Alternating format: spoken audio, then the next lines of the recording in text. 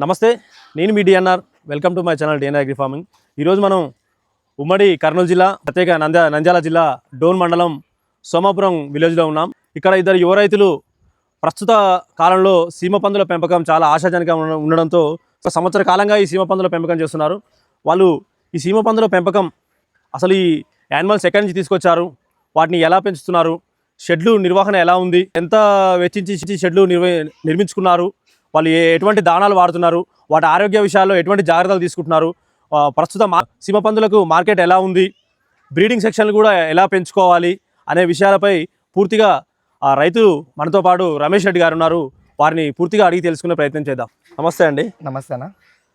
చెప్పండి అన్న, ఇప్పుడు ఉన్న యువత అంతా కూడా చాలా రకాల బిజినెస్లు చేస్తున్నారు, అంటే కొత్తగా అన్ని రకాల. కానీ అలా కాకుండా మీరు ఈ సీమ పందుల పెంపకం చేపట్టాలి అనే ఆలోచన ఎందుకు వచ్చింది, ఎలా వచ్చింది అన్న? ఇది కాంపిటీషన్ లేని బిజినెస్ కదా అన్న. గట్టిగా. సో బయట వర్క్స్ ఇవన్నీ ఉండకపోవడం ఇబ్బందిగా అనిపించింది అన్న. ఓకే. మా పార్ట్నర్ వచ్చేసి శ్రీనివాస్, తను గోల్డ్ షాప్ చేస్తాడు. ఓకే. నేను ఎలక్ట్రికల్ వర్క్ చేసేవాడిని. సో మా ఫీల్డ్లో మాకు కొద్దిగా ప్రాబ్లం అనిపించి వేరే ఫీల్డ్ ఏదైనా ఎంచుకుందాం అనుకున్నాం. ఓకే. సో ఇది కాంపిటీషన్ లేని బిజినెస్ కాబట్టి చేస్తే బెటర్ అనిపించింది. ఓకే. సో చేస్తున్నామన్నా. అంటే ముందు ఈ ఆలోచన రావడానికి ముందు మీరు ఇంతకుముందుకు ఏదైనా ఫామ్ వెళ్ళి అక్కడ చూసి వచ్చిరా, లేకపోతే ఇట్లా యూట్యూబ్ ద్వారా చూసి అట్లా ఏమన్నా మోటివేట్ అయ్యారా? లేదన్నా, యూట్యూబ్ ద్వారా మోటివేట్ అయ్యి తర్వాత మేము వెళ్ళి చూసి అన్ని ఎంక్వైరీస్ చేసుకున్న తర్వాత మేము పెట్టాలని ఫిక్స్ అయ్యి ఓకే అనుకున్నామన్నా. అట్లా అనుకున్న తర్వాతనే మీరు ఫామ్ స్టార్ట్ చేసామన్నా. ఎన్ని యూనిట్స్ తీసుకొచ్చారు ఫస్ట్ స్టార్టింగ్ లో? మేము 3 యూనిట్లు తెచ్చామన్నా. 3 యూనిట్స్. అవునన్నా. ఒక యూనిట్ కాస్ట్ ఎంత పడింది మీకు? ఒక యూనిట్ కాస్ట్ వచ్చేసి 370 పడిందన్నా. ఒక యూనిట్ 3,70,000 అన్న మేము తెచ్చుకున్నది. ఓకే. అట్లా 3 యూనిట్లు తెచ్చామన్నా. 3 యూనిట్లు. ఎంత కాలం అయింది మీరు ఇప్పుడు పిగ్ ఫామ్ స్టార్ట్ చేయబట్టి? మేము పిగ్ ఫామ్ స్టార్ట్ చేసి 1 ఇయర్ అవుతుందన్నా. ఓకే. కొత్త షెడ్ స్టార్ట్ చేసి 4 months అవుద్దన్న. ఓకే. అంటే అవతల సైడ్ ఉన్నది ఒక షెడ్ ఫస్ట్ చేసామన్నా. యూతల్దంతా కొత్త స్టార్ట్ చేసామన్నా. 4 months అవుతుంది. ఈ షెడ్ వచ్చేసి ఈ పొడవు వెడల్పులు ఎంతతో వేసుకున్నారు? ఇది పొడవు వచ్చేసి 80 feet ఉందన్న. ఇట్లా వెడల్పు వచ్చేసి 50 feet ఉందన్న. 50 feet. అవునన్నా. చుట్టూ ఇవి మామూలుగా అందరూ అయితేనేమో ఫినిషింగ్ ఇట్లాంటి జాలీకి వేసుకుంటారు, ఐరన్ ఫినిషింగ్. అలా కాకుండా ఈ నాప బండలు పెట్టినారు కదా, అవునన్నా. దీంతోనే ఏమన్నా కాస్ట్ మీకు పెరిగిందా? కాస్ట్ గురించి అనేది ఏం కాదన్న. జాలరీ అది యూజ్ చేయడం వల్ల చలి, ఎండ, వాన మొత్తం వస్తుంది కదన్నా. ఓకే. సో గోడలు కడితే కొద్దిగా ఇబ్బంది, కాస్ట్ ఎక్కువ అవుద్ది. షెడ్ ఖర్చు కొద్దిగా తగ్గించుకోవాలన్న ఉద్దేశంతో బండలుతో నిర్మించడం జరిగింది. వీలైతే మళ్ళీ ఎప్పుడైనా తీసుకెళ్ళాలన్నా వీలుంటది. సో మొత్తం ఓవరాల్ గా ఆ పైన కూడా మీరు రేకులు కావాలి చూస్తే, తడకలతోని పైన పట్టాలు వేసినారు. అవునన్నా. రేకులు వేస్తే హీట్ ఎక్కువైపోయి బ్రీడర్స్ అబార్షన్స్ అవ్వడం, కొద్దిగా అనీజీగా అవ్వడం, హెల్త్ ఇష్యూస్ రావడం జరుగుతాయన్న. ఓకే. సో ఇదైతే కన్నా మనకి కూల్గా ఉంటుంది, బాగుంటది అన్నట్టు చేసుకున్నామన్న. ఓకే. అంటే మరి ఈ తడకలు ఈ కర్రలతోనే వేసినారు. అవునన్నా. ఈ గాలి వచ్చినప్పుడు, వర్షం వచ్చినప్పుడు ఏమైనా డిస్టర్బెన్స్ అయ్యి మీకు ఏమైనా ఇబ్బంది అవుతుందా? అదేం ఇబ్బంది ఏం లేదన్న. మనం చేసుకునేటప్పుడే కొద్దిగా పక్కా మంచిగా చేసుకుంటే సరిపోయిద్ది అన్న. ఓకే. వర్షాన్ని ఆపడానికి అంటే అన్ని మంచిగా జాగ్రత్త. మీకు ఇది వేసిన తర్వాత వర్షం పడడం అట్లా ఇబ్బంది అనిపించడం కానీ అట్లా ఏమన్నా జరిగిందా? అలా జరుగుతున్నాయన్న. సమస్యలు అయితే వస్తున్నాయి, కానీ అవి కొద్దిగా చూసుకొని వెళ్ళిపోతున్నాం. ఇక గ్రీన్ మ్యాట్ కట్టాం కదన్నా, ఎక్కువ గాలి లోపలికి వెళ్ళిపోకోకుండా వాన వచ్చినప్పుడు, గాలి వచ్చినప్పుడు దించుకోవడం, తర్వాత మళ్ళీ పైకి ఎత్తి పెట్టుకోవడం, ఎండ వచ్చిన తలిగేలాగా చూసుకోవడం. ఓవరాల్ గా మీ షెడ్ కి కింద కూడా బండలు వేసినారు. అవునన్నా. ప్లాట్ఫామ్. అవును. ఈ బండలకి అయితే మొత్తం ఓవరాల్ గా మీకు ఎంత ఖర్చు వచ్చింది షెడ్ కి? మాకి 7 lakhs నుంచి 8 lakhs దాకా వచ్చిందన్న మొత్తం. అవునన్నా. లోపల ఉన్న ఇంటీరియర్ మెటీరియల్ మొత్తం ఎలక్ట్రికల్ వర్క్ కావచ్చు, ప్లంబింగ్ వర్క్ కావచ్చు, బండలు, గేట్స్, ఇవన్నీ ఓవరాల్ చూసుకుంటే మాకు 7 నుంచి 8 lakhs దాకా వచ్చింది. సో యానిమల్స్ కి ఎంత ఖర్చు పెట్టారు? యానిమల్స్ కి వచ్చేసి 12 lakhs దాకా వచ్చిందన్న మొత్తం ట్రాన్స్పోర్ట్ తో కలిపి. ఎక్కడి నుంచి తీసుకొచ్చారు బ్రీడ్ ఇది? మేము ఒరిస్సా నుంచి తెచ్చామన్నా. ఒరిస్సా నుంచి 3 యూనిట్లు అక్కడి నుంచి తీసుకొచ్చామన్నా. సంవత్సరం అవుతుందన్న. అయితే సంవత్సరం అయింది కాబట్టి ఎన్ని లాక్టేషన్లు కంప్లీట్ అయినాయి మీ దగ్గర? ఇప్పుడు ఒక లాక్టేషన్ కంప్లీట్ అయింది, 2వ లాక్టేషన్ రెడీగా ఉందన్న. 2వ లాక్టేషన్. అవునన్నా. ఫస్ట్ లాక్టేషన్ లో మీరు అనుకున్నంత సక్సెస్ఫుల్ ఏమైనా అయిందా? మీకు ఏమైనా ఇబ్బందులు ఎదుర్కొన్నారా? ఇబ్బందులు అయితే చాలా ఎదుర్కొన్నామన్నా. ఎట్లా? ఏదైనా పెట్టిన తర్వాత అంత ఈజీగా ఉండదన్న. 1 year దాకా కంపల్సరీ ఇబ్బందులు అయితే ఉంటాయి. ఆ 1 year మనము చూసుకొని వచ్చేసామంటే ఓకే. తర్వాత మనం హ్యాపీగా ఉంటామన్న. 1 ఇయర్ దాకా దీనిలో పెట్టుబడులు పెట్టినవన్నీ చూసుకోవడం అన్ని ఇబ్బంది అవుద్ది కదన్న. మనకి 1 ఇయర్ తర్వాతనే ఏదన్నా లాభాలు రావడం స్టార్ట్ అవుతాయి. 1 ఇయర్ పక్కా కష్టపడాలి. ఫస్ట్లో 3 యూనిట్స్ తీసుకొచ్చిన అని చెప్పినారు. అవునన్నా. సో ఈ 3 యూనిట్స్లో ఫస్ట్ లాక్టేషన్లో ఎన్ని పిల్లలు వచ్చినాయి మొత్తం? మొత్తం వచ్చేసి ఒక్కొక్క దానికి 8 అబోవ్ వచ్చాయన్న. 10 ప్లస్ వస్తున్నాయన్న. ఇప్పుడు సెకండ్ లాక్టేషన్ 10, 12, 15 దాకా వచ్చాయన్న మాకు. సో అంటే ఎంత తక్కువ, అంటే తక్కువ ఉంటేనే కొంచెం తల్లిపాలు అనేవి వాటికి మంచి దొరికితే అవి ఇంకా హెల్దీగా ఉంటాయి. సో మొత్తం వచ్చేసి 200 అబోవ్ వచ్చేసాయి. మేము ఇప్పుడు టోటల్గా వచ్చేసి 80 యూనిట్స్ అమ్మేసాము. అందులో కొన్ని కటింగ్కి వెళ్ళిపోవడం కూడా జరిగింది అన్న. అంటే ఫస్ట్ లాక్టేషన్లో మొత్తానికి 8 యూనిట్లు బ్రీడింగ్ అమ్మేసాం. ఎంత మీరని ఒక యూనిట్ వచ్చేసి? ఒక యూనిట్ వచ్చేసి 370, 360 దాకా అమ్మేసాం అన్న. 370 దాకా 8 యూనిట్లు అంటే 8 అంటే ఎంత వచ్చినట్టు మీకు ఇన్కమ్? 24 lakhs వచ్చినాయా? వచ్చాయన్న.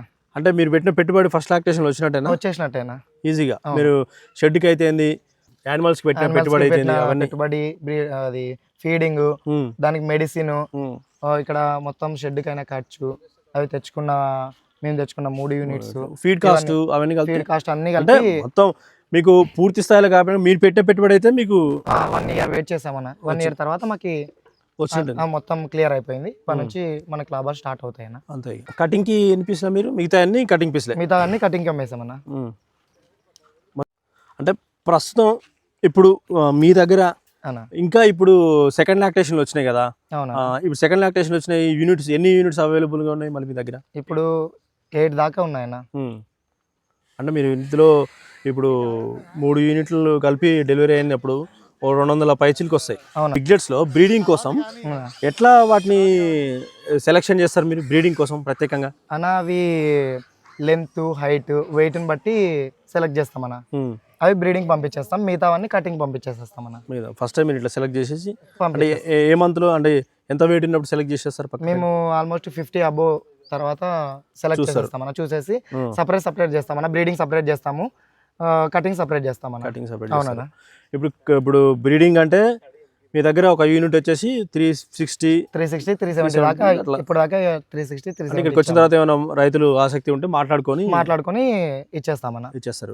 ప్రస్తుతం ఇప్పుడు మీ దగ్గర సెకండ్ లాక్టేషన్ లో వచ్చినాయి ఎన్ని యూనిట్స్ ఉన్నాయి ప్రస్తుతం మీ దగ్గర? మన కాడ వచ్చేసి 8 యూనిట్లు ఉన్నాయన్న. అంటే రెడీ టు క్రాస్ అన్న. Ready to cross. అవునన్నా. అంటే ఎన్ని యూనిట్స్ ఉంటాయి రెడీ టు క్రాస్? వచ్చేసి 4 యూనిట్ల దాకా ఉన్నాయి. మిగతావి సార్ ఇట్లా అంటే రొటేషన్ అవుతుంటాయి అన్నమాట. రొటేషన్ అవుతూనే ఉంటాయన్న. ఇప్పుడు 4 months కి డెలివరీ అయింది కదా, మళ్ళీ ఒక 10 days 20 days తర్వాత మళ్ళీ క్రాసింగ్ వదిలేస్తాం అన్న. మళ్ళీ వెంటనే అది 10 days కి కన్సీవ్ అవడం, హీట్ వచ్చిన తర్వాత మళ్ళీ డెలివరీ అయిన తర్వాత వదిలేస్తామన్న. డెలివరీ అయినాక 20 days తర్వాత వదిలేస్తే అది మళ్ళీ క్రాస్ అవుతుంది, మళ్ళీ సేమ్ ప్రాసెస్ జరుగుతుంది. సో బ్రీడింగ్ విషయంలో మీరు మాత్రం ప్రత్యేకంగా వాటికి సెలెక్ట్ చేసి పక్కకేస్తారు. బ్రీడింగ్ సెక్షన్ కి సపరేట్ గా ఏమన్నా చేస్తున్నామన్నా. ఎట్లా? ఇవి 40, 45, 50 kgs వచ్చిన తర్వాత దీన్ని సపరేట్ గా ఫామ్ వేరే మాది హైజీనిక్ ఒకటి ఉందన్న, అక్కడ పెట్టేసి బ్రీడర్స్ ని సపరేట్ పెంచడం జరుగుతుంది. ఓన్లీ బ్రీడింగ్ మాత్రమేనా? ఎవరైనా రైతులు కావాలంటే ఇవ్వడానికి వాటికి కొంచెం ప్రత్యేకంగా చూసుకుంటుంటామన్న. ఇక్కడ కొద్దిగా ఇబ్బంది అవుతుంది కటింగ్ బ్రీడర్స్ ఇబ్బంది ఉండకుండా అక్కడ పెంచుతున్నామన్న హైజీనిక్ గా. ఇప్పుడు కటింగ్ మాత్రం ఇక్కడ ఉంటాయి. ఇక్కడ ఆల్మోస్ట్ 50-40 ప్లస్ వరకు వచ్చే వరకు ఇక్కడ పెంచుతామన్న. తర్వాత దాని వెయిట్, హైట్ అన్ని చెక్ చేసుకొని అది హెల్దీగా ఉంది బ్రీడర్స్ కి కన్ఫర్మ్ చేసిన తర్వాత దాన్ని సపరేట్ గా పెట్టడం జరుగుతుంది. ఆసక్తి ఉన్న వాళ్ళు కానీ అడిగేది ఏంటంటే, మేము ఒకవేళ పిగ్ ఫార్మ్ స్టార్ట్ చేస్తే ఇవి ఎక్కడ అమ్మాలి, మార్కెటింగ్ ఎలా చేయాలి అని చాలా మంది మనకు సబ్స్క్రైబర్ కామెంట్లో అడుగుతున్నారు. సో మార్కెట్ గురించి మీరు కటింగ్ కంపెనీ అని చెప్పినారు. సో దాని గురించి మీరు ఎట్లా అయితే మీరు అమ్మేటప్పుడు ట్రేడర్ని కలవాలంటే ఎట్లా కలవాలి అనే విషయం ఒకసారి మన రైతు సోదరులకు కూడా మీరు చెప్పండి. ఓకేనా. మనకు ఆల్రెడీ మార్కెటింగ్ గురించి భయపడాల్సిన అవసరమే లేదన్న. మీడియేటర్స్ ఆల్మోస్ట్ మనకి చాలా మంది ఉన్నారు. సో మన దగ్గర కొనుగోలు చేసిన వాళ్ళకి కానీ ఎక్కడైనా సజెషన్ ఇవ్వాలన్నా పర్లేదన్న, ఎవరికైనా కానీ మనం హెల్ప్ చేస్తామన్నా. మార్కెటింగ్ గురించి అయితే ఆలోచించాల్సిన అవసరం లేదన్నా, ప్రాబ్లం అయితే లేదు. వాళ్ళకి ఏ ప్రాబ్లం వచ్చినా మేము చూసుకుంటామన్నా. అంటే మీరు ఇచ్చిన వాళ్ళకైనా లేకపోతే ఎవరికైనా హెల్ప్ చేస్తామన్నా. 4-5 టన్నుల పైన ఉన్నా ఎవరికైనా కానీ చేయగలుగుతామన్నా హెల్ప్ఫుల్గా. ఓకే. అంటే ప్రజెంట్ ఇప్పుడు లైవ్ రేట్ ఎంత నడుస్తుందన్న? లైవ్ రేట్ వచ్చేసి 170 దాకా నడుస్తుందన్న. 170. అవునన్నా. అంటే ఎందుకని 170 to 200 దాకా నడుస్తుందన్న. నవంబర్ డిసెంబర్ నుంచి ఎక్కువ ఉంటుందన్న, రైజింగ్లో ఉంటుంది. అవునన్నా. ఇప్పుడు డౌన్ అయిపోయిందా? అవునన్నా. ఇప్పుడు క్లైమేట్ చేంజ్ అయింది కదన్నా. సో ఒక సంవత్సర కాలంలో ఎప్పుడు రేట్ హై ఉంటుంది, ఎప్పుడు డౌన్ ఉంటుంది అన్న? నవంబర్ నుంచి మే వరకు బాగా బిజినెస్ బాగానే ఉంటుందన్న. ఓకే. క్లైమేట్ చేంజ్ అవుతుంది కదన్నా, వర్షాలు ఇలా జరగడం, అప్పుడు మాత్రం కొద్దిగా రేట్ తగ్గుతుందన్న మనకి. ఓకే. అంటే మీరు అమ్మినప్పుడు ఎంత ఉంది కాస్ట్? మేము అమ్మినప్పుడు 190 నుంచి 200 దాకా అమ్మామన్నా. ఇప్పుడు కొంచెం తక్కువైందన్న, క్లైమేట్ చేంజ్ అయింది కదా, వర్షాలు అవన్నీ ఉన్నాయి. ఓకే. సో క్లైమేట్ చేంజ్ అయింది. అయినా ఇది 1 year ఫుడ్ పెట్టి పెంచినా ఇది మామూలుగా గొర్రెలు ఇలాగా మేకల్లాగా ముదిరిపోవడం ఇలా అయితే ఏం జరగదన్న. సో దీనికి 100 kgs ఉన్నప్పుడు మంచిగా ఉంటుంది అంటారు. ఇంకా పెరిగే కొద్దీ ఇది మంచిగానే ఉంటుంది అన్న. దీని మాంసం ఇంకా ఎక్కువ ఇది అవుద్ది కదా. అయితే దీనికి కటింగ్ కైనా ప్రాబ్లం లేదు, బ్రీడర్స్ కైనా ప్రాబ్లం లేదన్న, ఎప్పటికైనా అమ్ముకోవచ్చు మనం. ఓకే. అంటే నో ప్రాబ్లం. అంటే ఒకవేళ రేట్ డౌన్ అయిపోయింది, రైతులు ఏదో దిగాలు పడాల్సిన అవసరం అయితే ఉండదు. మళ్ళీ హై అనేది అయితేనే ఉంటుంది, డౌన్ అవుతుంటుంది, హై అవుతుంటుంది. రేట్స్ అయితే అప్ అండ్ డౌన్స్ అవుతూనే ఉంటాయి. దాన్ని మనం మెయింటైన్ చేస్తూ ఫామ్ అనేది మెయింటైన్ చేయాలన్న. ఓకే. అంటే ఈ మార్కెట్ అనేది ట్రేడర్స్ మనల్ని ఎట్లా కన్సల్ట్ అవుతారు అనేది ఎవరికి తెలియట్లేదు. ప్రతి ఒక్కరు ఏం అడుగుతున్నారు అంటే అదే అడుగుతున్నారు, ట్రేడర్స్ ఎట్లా కలవాలి అని అడుగుతున్నారు. ఈ ట్రేడర్స్ విషయంలో ఏదన్నా ఇబ్బంది ఉందంటే మమ్మల్ని అడిగితే మేము దానిలో హెల్ప్ చేస్తామన్న, దాని గురించి అయితే ప్రాబ్లం లేదు. ఓకే. సలహాలు సూచనలు ఏవైనా కానీ మేము ఇచ్చేస్తామన్న, ఏం ప్రాబ్లం లేదు. ఓకే. అంటే ఎవరైనా అమ్మే వాళ్ళు ఉంటే మీ నెంబర్ ఇస్తే మీరు మాట్లాడి వాళ్ళకి బిజినెస్ సేల్ చేయడం అలాంటివి కూడా చేసి పెడతామన్న, దాని గురించి అయితే ప్రాబ్లం. మార్కెట్ గురించి ఎవరో కొనరు ఏమన్నది అలాంటి అపోహలు ఏమి ఉండాల్సిన అవసరం లేదన్న. అలాంటి ఏం అవసరం లేదు, అలాంటి అపోహలు ఏమి అవసరం లేదన్న. మేము ఎవరికైనా కానీ హెల్ప్ చేసేకి రెడీగా ఉన్నామన్న. ఈ బిజినెస్ పరంగా ఎవరికైనా హెల్ప్ చేస్తాం. మా దగ్గర తీసుకొని ఎవరైనా ప్రాబ్లమ్స్ ఫేస్ చేస్తున్నా వాళ్ళు హెల్ప్ చేయడానికి రెడీగానే ఉన్నామన్న, ఏం ప్రాబ్లం అయితే లేదన్న. అంటే ఇప్పుడు దానా వచ్చి ఏ దానా వాడుతున్నాం? సిపి ఫీడ్ వాడుతున్నామన్న. పెద్ద దానికి సిపి ఫీడ్ ఆల్రెడీ అదే కంపెనీ సిపి ఫీడ్లోనే గ్రోయర్ పిల్లలకి గ్రోయర్ యూజ్ చేస్తున్నామన్న. ఓకే. అంటే మామూలుగా కొంతమంది ఏమంటున్నారు అంటే ఈ చీర వాడతారు, గడ్డి రకాలు వాడతారు, సూపర్ నేపియర్ అని అవన్నీ ఇవన్నీ వాడుతున్నారు. సో దాంతో మీరైతే ఫస్ట్ నుంచి కూడా ఏం వాడినారు? మేము సిపి ఫీడే వాడుతున్నాం. ఇది మాకు గ్రోత్ బాగా అనిపించింది అన్న. సో మిగతా వాటికన్నా ఇది బెటర్ అనిపించింది, సో ఇదే వాడుతున్నాం మనం. ఓకే. ఈ గడ్డి లాంటి అయితే ఏం వాడట్లేదన్నా, ఫస్ట్ నుంచి ఓన్లీ సిపి ఫీడే వాడుతున్నాం. ఓకే. కంపెనీ ఫీడే వాడుతున్నాం. ఓకే. ఎవరికైనా మీ దగ్గర తీసుకెళ్ళిన తర్వాత కూడా వాళ్ళకి ఫీడ్ గురించి వాళ్ళకి కూడా మేము ఎక్స్ప్లెయిన్ చేస్తున్నాం అన్న, ఇదే వాడండి మంచిగా ఉంది, గ్రోత్ కూడా మంచిగా ఉందన్న. ఓకే. అందుకని మేము దీన్నే చెప్తామన్న, సిపి ఫీడే వాడమని చెప్తున్నాం. ఫీడ్ విషయంలో ఎవరికైనా ఇబ్బంది ఉంది అంటే మేము మా దగ్గర ఉన్న ఫీడ్ ఇవ్వడానికి, వాళ్ళకి అప్పటికప్పుడు అర్జెంట్ అంటే కూడా తీసుకుంటే ఇవ్వడానికైనా మేము మాకేం ప్రాబ్లం లేదన్న. వాళ్ళకి ఫీడ్ లేదు అంటే కన్నా ఆ విషయంలో మేము హెల్ప్ చేస్తామన్న. ఓకే. కాలం నుంచి ఈ సీమ పందుల ఫామ్ మెయింటైన్ చేస్తున్నారు. దీని గురించి చెప్పాలంటే, ఒక మాటలో చెప్పాలంటే ఏం చెప్తారు? మేము ఇది రిస్క్ అనే అనుకోవట్లేదన్న, మేము మనస్ఫూర్తిగా ఇష్టపడి పని చేసుకుంటున్నాం. ఓకే. సో మాకు రిస్క్ అనే అనిపించట్లేదన్న. ఇది మాకు మేము చేసిన ప్రతి పనికి 10% ఎక్కువనే మాకు లాభాలు చూపిస్తుందన్న. మాకైతే ఏ ప్రాబ్లము లేదు. మేము చేసే పని రిస్క్ అని అనుకోవట్లేదు, మా మనస్ఫూర్తిగా చేస్తున్నాం కాబట్టి మాకు ఇది రిస్క్ అనిపించట్లేదు అన్న. అంటే మనం కష్టపడ్డ ప్రతి దానికి ₹1 మనకు ఖచ్చితంగా కలిసి వస్తుంది అంటారు. రూపాయి కదన్న, ₹10 వస్తుందన్న. ఓకే. అంత ఇన్కమ్ ఉంది దీంట్లో? ఉందన్న. ఇది సీమ పందుల వ్యాపారం కాదన్న, సిరులు పండించే వ్యాపారం అన్న. ఇది సీమ పందులు కాకుండా సిరులు పండించే వ్యాపారం చేస్తున్నారు. అంటే మీ మిత్రుడు కూడా మీ పార్ట్నర్ కూడా ఆల్రెడీ బంగారం షాప్ అన్నారు. అవునన్న, గోల్డ్ షాప్. అంటే సిరులు మొత్తానికి బంగారం అక్కడికంటే ఇక్కడ ఇన్కమ్ ఎక్కువ వస్తుందా? అక్కడికన్నా ఇక్కడే బాగా వస్తుందన్న మాకు. ఎవరైనా ఫామ్ పెట్టాలనుకున్న వారికి ఏదైనా సలహాలు సూచనలు, ఏదో బ్రీడింగ్ సెక్షన్ కావాలన్నా కూడా వాళ్ళకి మీరు ఏం చెప్తారు? రైతులకి వాళ్ళకి ఏ విధమైన హెల్ప్ అయినా మేము చేస్తామన్నా. వాళ్ళు ఫామ్ స్టార్ట్ చేసినప్పటి నుంచి వాళ్ళకి పోయి ఒకవేళ ఏమైనా ప్రాబ్లం ఉందంటే షెడ్ విషయంలో ఏమన్నా చెప్పాలన్నా, షెడ్ నిర్మాణం గురించి చెప్పమన్నా, లేకపోతే ఇది పెంపకం గురించి ఏమైనా చెప్పాలన్నా, బ్రీడింగ్ గురించి ఏమైనా చెప్పాలన్నా, ప్లస్ దానికి ఏమైనా హెల్త్ ఇష్యూస్ వచ్చినప్పుడు ప్రాబ్లమ్స్ ఏమైనా ఉన్నాయి అవి కూడా, దాని గురించి ఏం ప్రాబ్లం లేదన్నా. వాళ్ళకి ఏ సమస్య అయితే వచ్చిందంటే దాన్ని మేము క్లారిటీగా సాల్వ్ చేస్తామన్నా.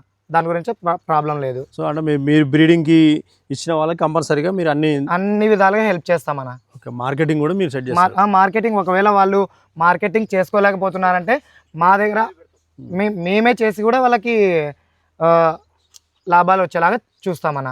ఓకే, ఖచ్చితంగా. అంటే వాళ్ళతో పాటు మీరు ఎప్పటికీ కొలాబరేషన్ మీరు సాగుతూనే ఉంటుంది, వాళ్ళకి హెల్పింగ్ చేస్తూనే ఉంటామన్న. ఓకే, సో చూస్తున్నారుగా ఫ్రెండ్స్, ఇక్కడ వీళ్ళిద్దరూ పార్ట్నర్స్ కలిపి ఒక సంవత్సర కాలంగా ఈ సీమ పందుల పెంపకం చేస్తున్నారు. ఒక 3 యూనిట్లు స్టార్ట్ చేసి అలా కొంచెం కొంచెంగా మొదటి విడత, రెండో విడతలుగా ఇట్లా ఇటు రెండో లాక్టేషన్ కూడా కంప్లీట్ అయింది. ఇప్పుడు మళ్ళీ కూడా బ్రీడింగ్కి ఇంకొక 8 యూనిట్లు సిద్ధంగా ఉన్నాయని చెప్తున్నారు. మంచి మొదటి లాక్టేషన్లోనే మేము పెట్టిన పెట్టుబడికి ఒక సగానికి పైగా మాకు పెట్టుబడి వచ్చేసింది. రెండో లాక్టేషన్లో కూడా మేము పూర్తిగా కంప్లీట్ అయితే మేము సక్సెస్ఫుల్గా అయిపోయినట్టే. మిగతా తర్వాత వచ్చేంత కూడా ఇక ముందు లాభాలే చూస్తామంటున్నారు. సో ఫీడ్ కూడా వీళ్ళు కంపెనీ ఫీడ్ వాడుతున్నారు. సో రైతులకి మీకు ఎవరైనా బ్రీడింగ్ కావాలన్నా కూడా వాళ్ళు బ్రీడింగ్ సెక్షన్ కూడా సపరేట్ చేస్తారు, మార్కెటింగ్ కూడా వాళ్ళకి సహాయం చేస్తారని చెప్తున్నారు. సో మీరేమైనా రైతులు ఇంట్రెస్ట్ ఉంటే కింద రమేష్ రెడ్డి గారి నెంబరు మీకు డిస్క్రిప్షన్లో కూడా స్క్రీన్ మీద ఇవ్వడం జరుగుతుంది. సో మీరు కావాలంటే వారిని ఏదైనా అడిగి కూడా మీరు సలహాలు సూచనలు తెలుసుకోవచ్చు. ధన్యవాదాలు.